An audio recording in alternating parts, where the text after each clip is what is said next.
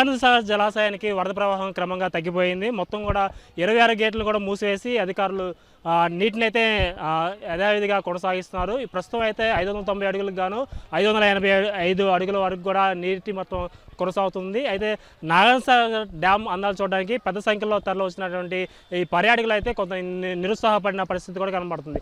అయితే సుదూర ప్రాంతాల నుంచి ఇటు హైదరాబాద్, నల్గొండ, అదేవిధంగా ఇటు గుంటూరు, పల్నాడు జిల్లా నుంచి వచ్చినటువంటి ఈ పర్యాటకులందరూ కూడా సాగర్ డ్యామ్ అందాలు చూడడానికి వచ్చారు. అయితే సాగర్ డ్యామ్ అన్ని గేట్లు కూడా మూసివేయడంతో పక్కనే ఉన్నటువంటి బుద్ధవనం, అదేవిధంగా బోటింగ్ పాయింట్ వద్ద అయితే ఈ జనాలు పెద్ద సంఖ్యలో కూడా తరలి వచ్చారు. పర్యాటకులందరూ కూడా ఈ సాగర్ జలాశయం బ్యాక్ వాటర్లో ఉన్నటువంటి బోటింగ్ పాయింట్ వద్దకు చేరుకొని ఆ బోటింగ్ ద్వారా నాగార్జున కొండకు వెళ్ళడానికి కూడా పెద్ద సంఖ్యలో ఈ పర్యాటకులు అయితే వచ్చిన పరిస్థితి కూడా కనబడుతుంది.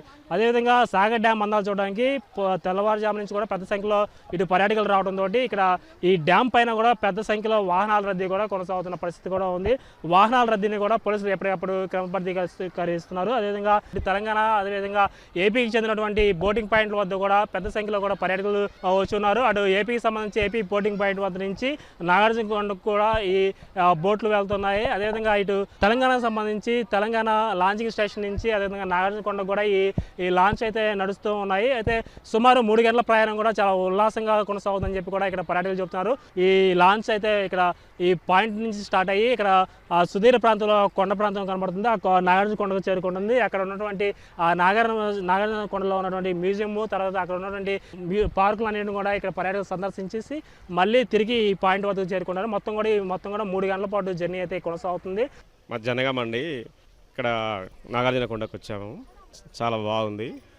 బోటింగ్ వెళ్ళాము, మ్యూజియంకి వెళ్ళాము. చాలా బాగుంది. వెళ్ళనీకి ఒక 1 అవర్, అక్కడ ఒక 1 అవర్ మ్యూజియం చూడడానికి కొండ, నాగార్జున కొండ, మళ్ళీ ఇటు రావడానికి ఒక 1 అవర్. చాలా బాగుంది. మంచి వాటర్ కూడా ఫ్లో బాగుంది. ఓకే, మేము శాలిగారారం మండలం తక్కలపాడండి. మా మండలం నుంచి 6 మెంబర్స్ వచ్చినాము. గేట్లు తీసున్నాయి అనుకొని దాని ఉద్దేశం వచ్చినా ఇక్కడికి ఒకసారి కొంచెం నర్వస్ అయినా సరే బోట్లో ప్రయాణం చేసినాం. హ్యాపీగా ఉంది. Okay, thank you. మేము హాలియా నుంచి వచ్చాం సార్. ఇక్కడ వచ్చినాము అంతా లాంచీలో 230 రూపాయలు ఒక్కొక్కరికి టికెట్ పెట్టి తీసుకున్నాం. పిల్లలు మేమంతా ఒక 10 మంది దాకా వెళ్ళాము. లాంచీలో ఒక సౌకర్యం ఏది లేదు, ఏసీ లేదు, ఫ్యాను లేదు. ఇగో ఉడకపోతా 2 గంట జర్నీ, గంటంబావు ఇక్కడ రిటర్న్.